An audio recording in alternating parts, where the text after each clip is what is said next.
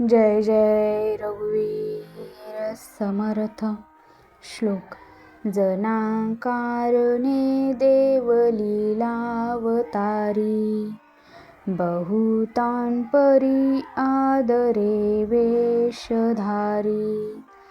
तयानेन ती ते जन पापरूपी, दुरात्मे महानष्ट चांडाळ पापी.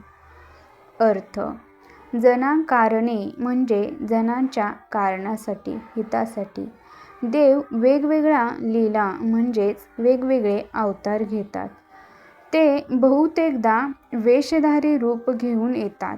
त्यांना सर्व काही ज्ञात असते. पापींना ते लगेच ओळखतात. जे दुरात्मा म्हणजे दुष्ट आत्मा, दुरावलेला आत्मा म्हणजेच मन, अशांना ते महानष्ट करतात, जे चांडाळ पापी असतात. असा अर्थ या श्लोकामधून श्री समर्थ संत रामदास स्वामी यांनी सांगितलेला आहे. ते म्हणतात की देव जनांच्या हितासाठी, त्यांचे कल्याण करण्यासाठी, जनतेच्या कारणासाठी वेगवेगळे अवतार घेतात. ते वेगवेगळे रूप धारण करतात. कधी कधी कोणत्या वेशात येतात आणि भक्तांची काळजी घेतात.